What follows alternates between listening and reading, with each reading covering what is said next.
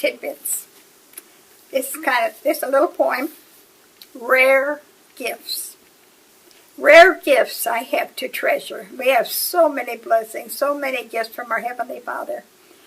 Rare gifts I have to treasure. Their wealth cannot be told. They are valued more than diamonds or coffers filled with gold. They comfort me when sorrow drapes her mantle by my door, and add to all the joys of life 1,000-fold or more. I love to share my joys, and I'm thankful to share my sorrows. I guard these gifts deep in my heart. Their blessings know no end. The love of an eternal God, the kindness of a friend. Precious, precious treasures.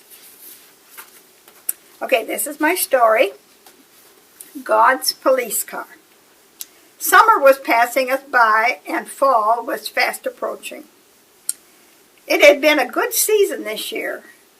Earning one's living on the farm meant that the summer and fall months must supply whatever income was needed for the rest of the year. The 7 acres of corn that we had planted in the spring and then hoed, cultivated, and watered all summer had responded to our hours and hours of hard work.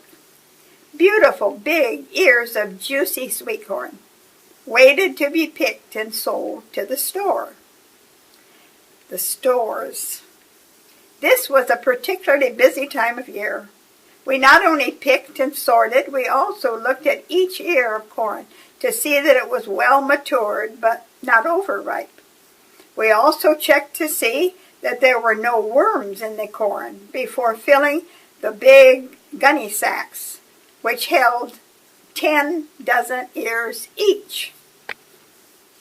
Our attention to details had paid well, for the stores looked forward eagerly to getting their fresh roasting ears from us. They knew they would be getting the best, and we never tried to sell anything that was not the best. The people to whom my wife Margie and I especially enjoyed selling were the Indians.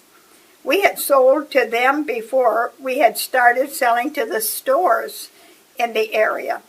They knew us well and wanted and trusted us. These people were our friends, and they knew that good corn, they knew what good corn looked like. You know, we'd got our corn from the Indians. They would buy a full sack of corn at a time and either eat, can, or dry the corn. We had pleasant days at the Indian reservation. That's where my granddaughter is now in Arizona on a Navajo Indian reservation teaching little children. The people in almost every household where we stopped bought something. We also had apples from our orchard and squash and other vegetables from the garden. The Indians appreciated our fresh food. One particular day we had gone to the Indian fishing grounds, which were several miles away. We covered the area and sold 29 sacks of corn. There's a little store, I said to Marjorie. Maybe we can sell the last sack of corn there.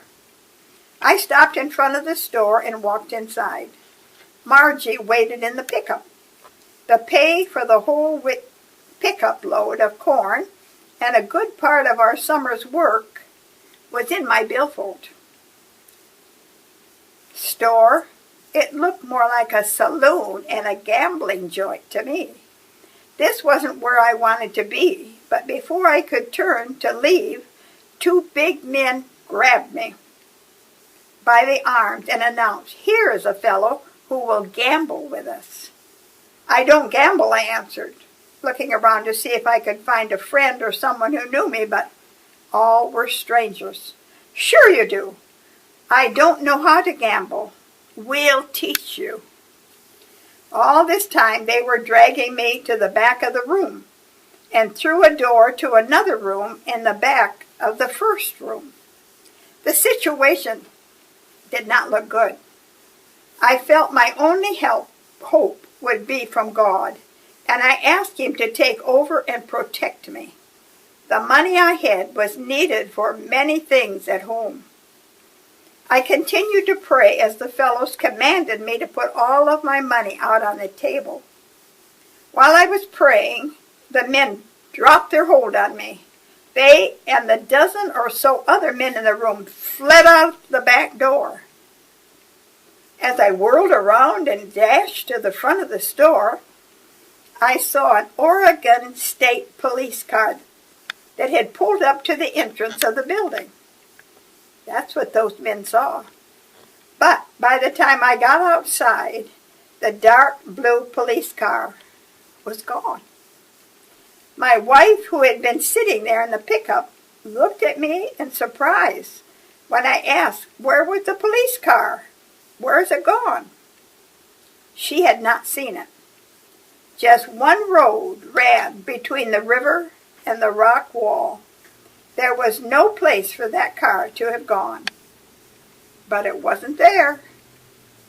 I started the pickup and hurried down the road. Where was that police car? It had just disappeared. For he shall give his angels charge over thee, to keep thee in all thy ways. Psalms 91:11. Margie repeated when I finished telling her what had happened. While our pickup carried us over the mountains to our home, we felt God's loving presence and continually praised and thanked him for his protection. The Lord is so good to us. He takes good care of his children.